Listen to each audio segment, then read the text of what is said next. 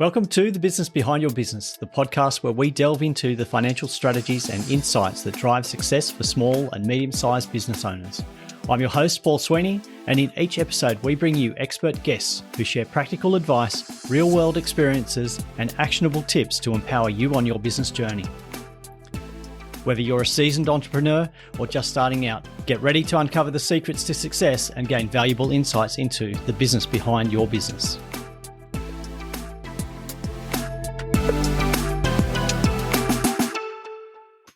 Welcome back to the Business Behind Your Business podcast. I'm your host, Paul Sweeney, and today we're going to deal with a topic that a lot of business owners still don't understand. And if they do think they understand, they're making a lot of errors in this area. And look, there's a lot of missed opportunities here for not using this tool correctly. And what we need to do today is find out, firstly, what is LinkedIn, why you should be using it as a business owner, and then what you're getting wrong. And to fix what you're getting wrong, we're going to learn from our guests some of the things that you should be doing with your LinkedIn profile and how to get the most out of it. Our guest today, Daniel Alfon, who's the author of Build a LinkedIn Profile for Business Success. And he joined LinkedIn back in February 2004. Yeah, 2004, way before many of us even understood what LinkedIn was or even heard of it. But he spent the last 2 decades, it's 2 whole decades, he's not new to the scene, 2 whole decades, helping entrepreneurs and business leaders use the platform to generate leads, build credibility, and grow their business organically. Now, his approach is refreshingly simple. And if you've been on the end of some LinkedIn spamming, you'll be really pleased to know that he is not about cold connecting, paid ads, or pretending to be somebody that you're not. What he has for us today is just a smart, authentic strategy that works. I'm excited. Daniel Alfon, welcome to the Business Behind Your Business. Well, thank you very much for having me on the Business Behind Your Business. I thought you were discussing accounting. It's so powerful, but nobody knows how to use it. That's right. So look, LinkedIn, I think so many people still don't understand what it is and how they should be using it. Particularly a lot of business owners, I think they're dabbling in it and getting it really wrong. I agree, but dabbling with it is part of the process we need to take. So let's perhaps scale back and ask why LinkedIn and what LinkedIn is, if that's okay. Yeah. Let's look at it. What is LinkedIn? Why LinkedIn? Yeah. Sure. So the simplest answer is LinkedIn is what you want it to be. Instead of thinking of it as a social media, social network, think of it as the world's largest business repository and business community. And even before that, most SMB owners, if they run a Google search for their own full name, unless their name is Paul Sweeney, their LinkedIn profile will top the results without them needing to pay for LinkedIn or for Google. So do this, check this out, and understand that if people just Google you and find your business profile on LinkedIn, then it's time to have a look at it and not let LinkedIn call the shots. But Paul, we need to own it and we need to manage it. So not a social profile, it's not a social networking, but it's a business opportunity, a connection, a way of connecting. And you mentioned that that's coming up as one of the top results when people search for you. Now, and you mentioned my name, and you said unless it's Paul Sweeney. Now, I've been very deliberate with my branding in that I've registered the domains Paul Sweeney Accountant. So if you're looking for Paul Sweeney who's an accountant, I'm going to be there first. And LinkedIn will still show up on my search profile, but it won't be the first thing. But if you're just searching for Daniel Alfon, the first thing that's possibly going to come up might be his LinkedIn profile. Is that correct? I looked you up, and there's a Scottish Labour member of Parliament, so that's the reason I mention it. I think my website, danielalfon.com, and LinkedIn will top the list. Okay, great. Okay, fantastic. So a lot of people haven't been on LinkedIn. A lot of business owners are staying away from it. They're looking at Facebook. They're looking at Instagram. What's the primary reason a business owner needs to be on LinkedIn? Simplest way to answer to this is whether our clients are on LinkedIn or not. So no two SMB owners are alike. And if you cater to consumers and have a grocery store, then you don't have to manage LinkedIn. You can have Instagram. You can have whatever works for you. However, if your business is service-based, if there is a technology ingredient in it, or if it's a business-to-business sale, then for most of us, our clients would be on LinkedIn. Okay. So we're going to be present where our clients or our potential clients are hanging out. I was saying we fish where the fish are. That's right. Absolutely. Absolutely. So we go to where our prospective clients are. So LinkedIn's the fish pond that we're going to be fishing in. Let's start with the basics. So what sort of presence should we start to try and put onto LinkedIn? It's a great question, and it's not that simple, but the answer is our profile.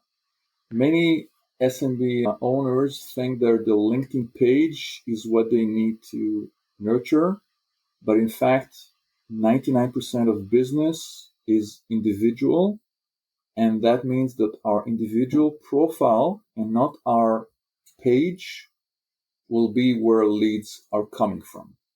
Simplest answer is check the number of followers or connections you have, and you, Paul, have 8 times more connections or follower on Paul Sweeney than on the company page on Quitium Solutions. And this would be the proportion for most of our audience here. So make sure that your business, your profile is where you invest your time and not your page. Set it up, forget about it, check it out every 3 months, post something, but forget about it. Focus us on our profile.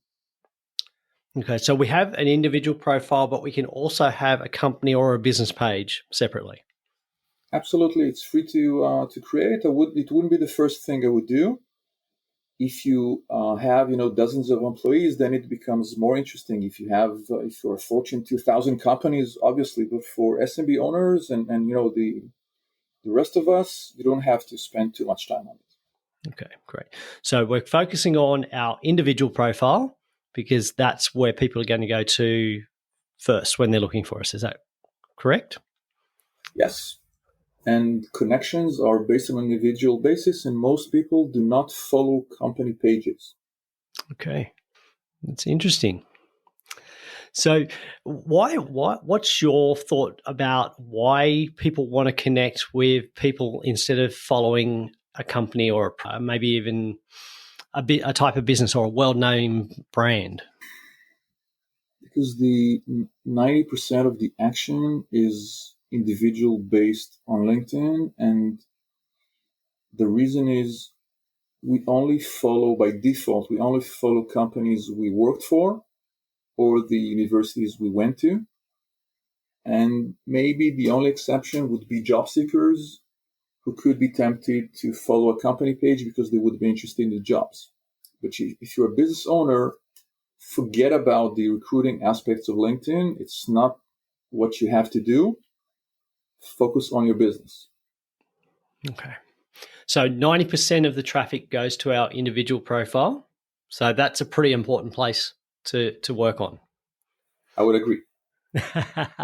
That's great. So in terms of that profile, what should be on there? What are some of the mistakes, I guess, that people are making in terms of not showing it correctly or putting the wrong information on there? Excellent. So if you want to have an up-to-date profile, we ask 3 simple questions. Question number 1, Paul, who's our ideal reader? And for SMB owners, the answer should usually be our prospects. So let's take an example of someone who's owner of a small business and they specialize in IT services. So maybe the ideal reader for those people would be a local company owner whose company is growing and now they need to have some more servers, some more power, some more tools, and they're looking for a service provider. So question number 1, who's our ideal reader? And question number 2, if we could make those people visit our LinkedIn profile, what action, Paul, would we like them to perform after they read our profile? Not too difficult. And if you say that what you would like them to do is to go to a certain destination, for example, you could say that you want people to go to paulsweeneyaccountant.au or to go to precompsolutions.com.au. Make sure that anyone visiting your profile sees the next call to action. Don't make it too difficult for them to wonder, should I go this way? Or maybe should I go that way? Have a streamlined process showing them what is the next logical step. For example, if they're starting a business, they must have lots of questions about how to start a business. So you would want to guide them and answer basic questions they would have instead of say, come to me. You'd say, you ask yourself, what questions are my prospects struggling with? And you know the questions because you've been asked thousands of times. All you have to do is pick one or two and give them the first step.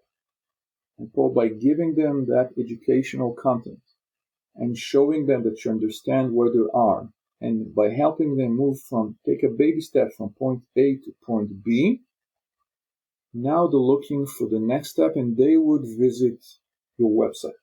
And maybe they would schedule a strategy call, and then you would be their trusted advisor to set up the business. Okay. So we've identified our audience and we've identified the questions that they're going to ask, and then we've made it possible for them to take the next step. That's three very simple things, but we seem to be getting this very wrong. You're right. LinkedIn hasn't changed the way our minds are wired, and I don't think we need to reinvent the wheel. There's a good way of growing a business, and it's based on our reputation.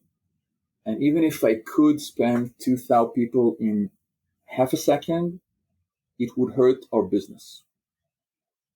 Because if you weigh the 5 people who would sign up and the 95 people who would say, I don't want to hear ever again from that person, then we have lost. And we have worked on our reputation, some of us, decades or our whole lives. So don't throw it easily. Okay, so we need to be targeted about who hears the message as well. So we don't want to be reaching the wrong person. Yes, it could disqualify prospects based on your interest. If you're, again, an SMB owner who specializes in business solutions or business supplies, and your business has a local aspect. So say if you're less than half an hour from Greater Sydney, we offer ABC. So if I'm way out of Sydney, you don't want me to go and do anything because you don't want to serve me. That's fine. But the other side of that is if I live within the Greater Sydney area, I'm tempted to read on and eventually to contact you. Okay. So we're narrowing down to a very specific group of clients we're trying to target and the actions we want them to take. Now, I think you've written the book, Build a LinkedIn Profile for Business Success. Those steps are fairly simple, but I think we're still getting it wrong. Now, one of the things that's come out is you've mentioned this idea of, I'm going to jump down a little bit in my thinking, but here, don't serve the platform, serve your business is one of the things that's come out. Can you just explain what you mean by that? Because I think we a lot of us are unintentionally, we are serving the platform. We're creating more interest in the platform, but not looking after ourselves. With pleasure. So let's take content as a litmus test, or content as a very simple question. My guess is that a lot of our audience here do not produce daily educational content for their business. And for those people, I would say you don't have to create content for the sake of LinkedIn. It doesn't matter that you see people sharing videos or talking about stuff. If you don't produce content for your website, then you don't have to produce content for LinkedIn because we don't own the platform. We basically want to leverage the platform for people to go to our website or to schedule a call with us or to go and download a specific resource. Of course, Paul, if you have high quality content, then by all means, LinkedIn is a great platform to share it.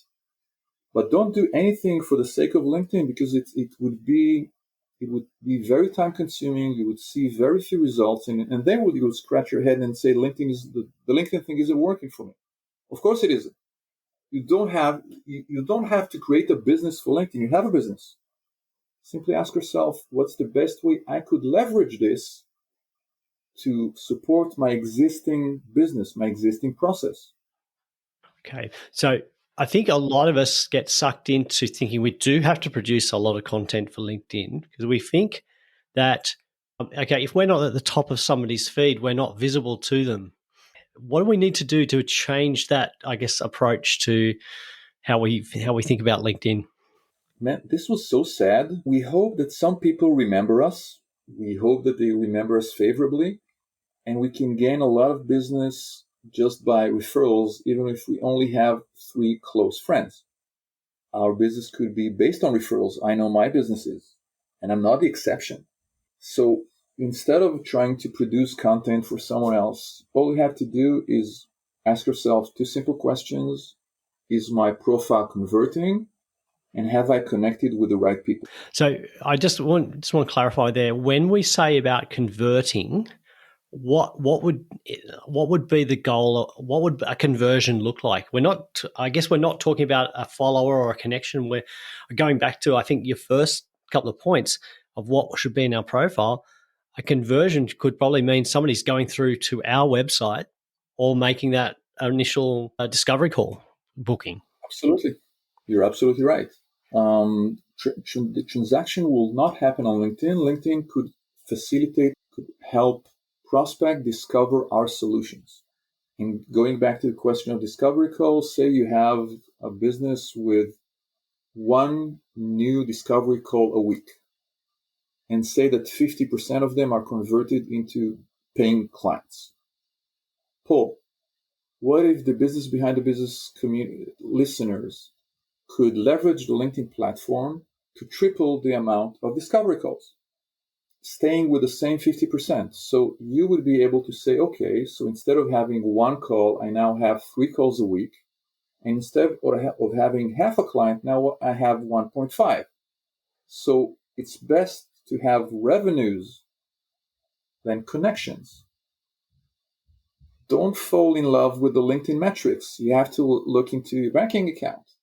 If the LinkedIn metrics are growing, but your bank account, the bank manager is worried, then we haven't achieved anything. I'm loving this. I'm loving hearing this message, because I think so often as a business owner, we get sucked into trying to win the wrong game. You know, some of us are trying to win the social following to get the most followers, but we're ignoring the fact that the real win is the happy, successful client that we can work with profitably for year after year after year. We could also discuss the metrics you focus on. Obviously, LinkedIn would like you to care about the connections you have, the followers, the views, the impressions, stuff like that. But, revenues are way more important. Orders are way more important. This is what we need to focus on, the business metrics. Absolutely.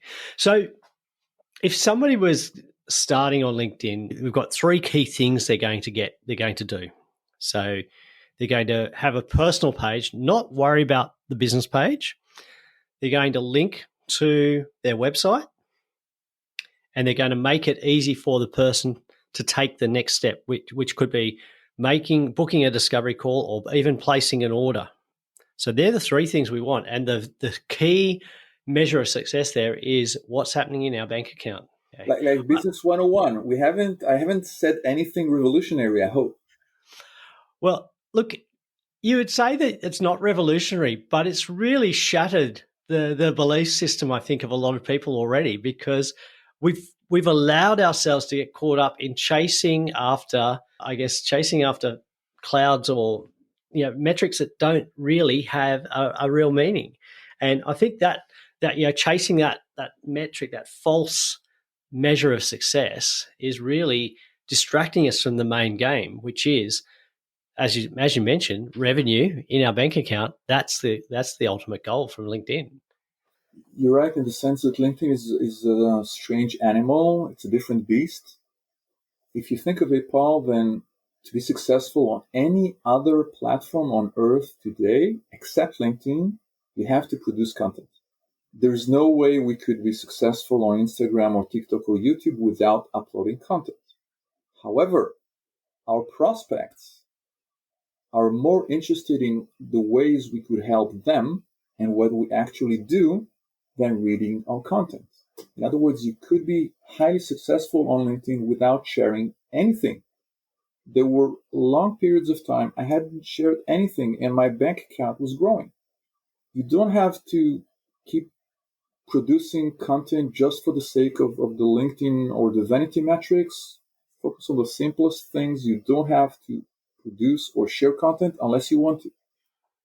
So what I'm hearing here is, in terms of setting up and getting started on LinkedIn, we've got I think a relatively small commitment in terms of our time to set up that profile correctly.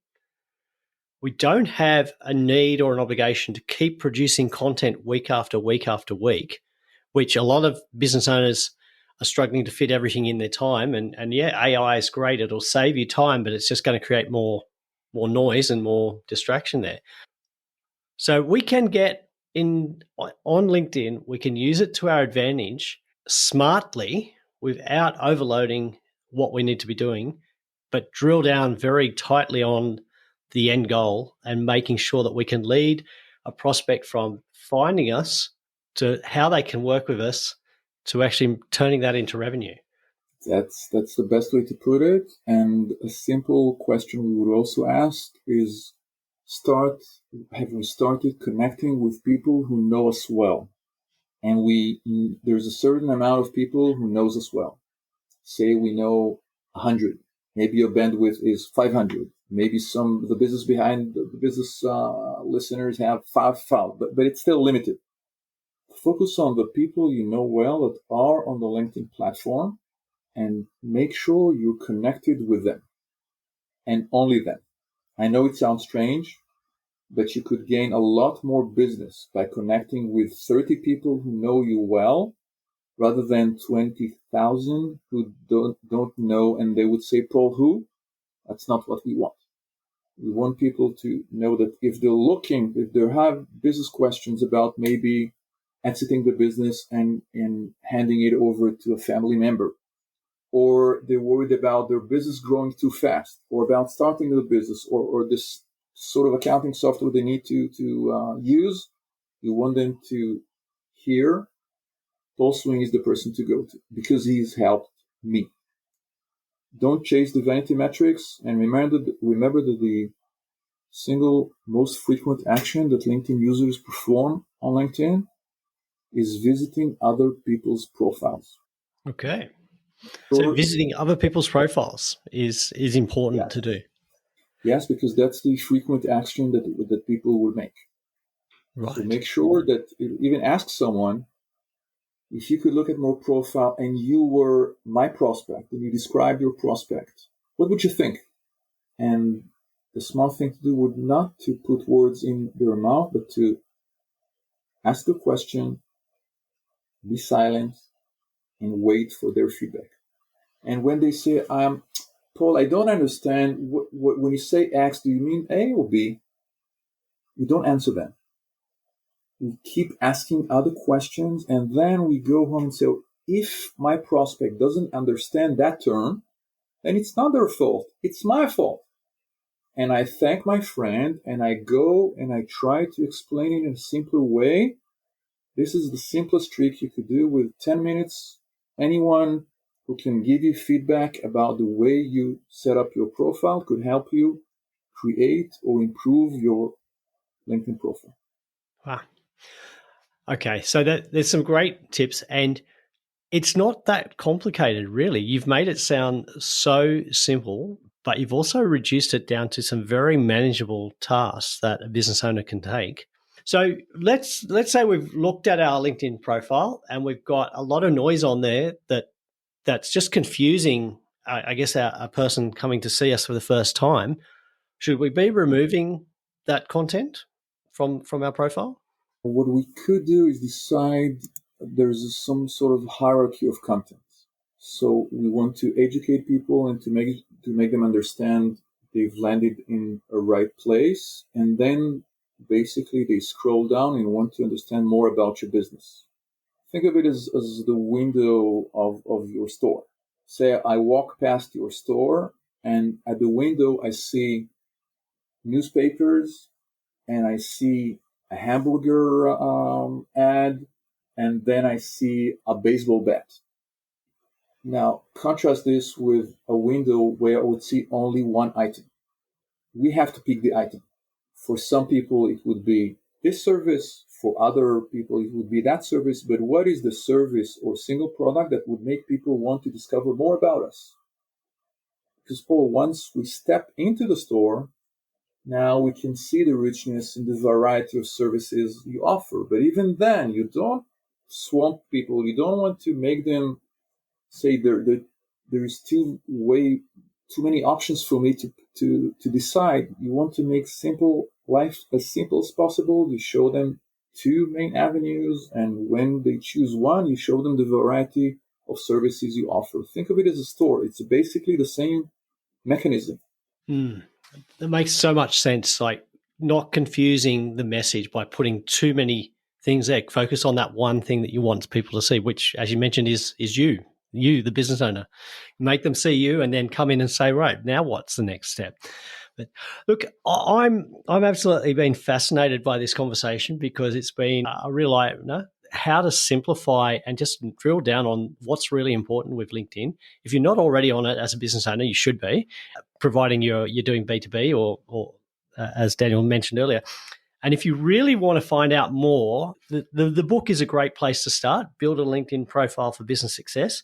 But if you're waiting for the book to arrive, I suggest you jump onto Daniel's website and grab a copy of his free checklist, the LinkedIn cheat sheet, which is at danielalfon.com/freebie. We'll put the links in the show notes so you don't have to worry about those, but follow those through, and they'll also be on the businessbehindyourbusiness.com podcast. And if you go and visit Daniel Alfon on LinkedIn, I'm sure that the key messages that you need to do and how to work with Daniel will be there, because very clearly you'll find Daniel, you'll know what to do, and you'll know how to book him in and say, Daniel, I need you to work with me and help me get this right. Would that be a fair way to describe what you can do for our listeners, Daniel? Thank you very much. It would be an honor, and just say that you're listening to the Business Behind Your Business, and you can also learn from going to linkedin.com/paulsweeneyptm.com. So check it out. Fantastic. Look, it's been great. I've really enjoyed this. I'm going to go and personally revisit my own LinkedIn profile. I'm not going to worry so much about my company page at the moment. I'm just going to leave that there, but I'm going to focus on Paul Sweeney's LinkedIn profile. And I've learned a lot today, and I know that you have. And if you have learned and you're still listening, which is really important, make sure you share this message with another business owner that really needs to hear this, because you're helping them, and they will know that you're the right person to go to as well when they need advice and when they need a good quality product or service. So do yourself a favor, share great content like what Daniel shared with us today with your friend. Share it on a podcast player, on YouTube, or just share a link to the show notes and help your friend grow a great business as well as you. And Daniel, it's been absolutely great to have you on the show today. Really appreciate it. You've shared some wonderful tips, and I know all of our audience are going to be absolutely fired up to go and fix up their LinkedIn profiles as a result. Well, thank you very much, and thank you for helping business owners. That's a wrap for this episode of The Business Behind Your Business. We hope you found today's discussion insightful and valuable for your business journey. Before we go, don't forget to subscribe to our podcast on your favorite platform. Share it with fellow business owners who could benefit, and send in your burning questions, because we love hearing from you. Missed any of our previous episodes or looking for additional resources to help grow your business? Head over to our website at thebusinessbehindyourbusiness.com. There you'll find our full archive of past episodes, along with show notes, transcripts, and links to valuable resources mentioned in each episode. Your journey to business success continues at thebusinessbehindyourbusiness.com. Until next time, stay inspired, stay informed, and keep building the business of your dreams.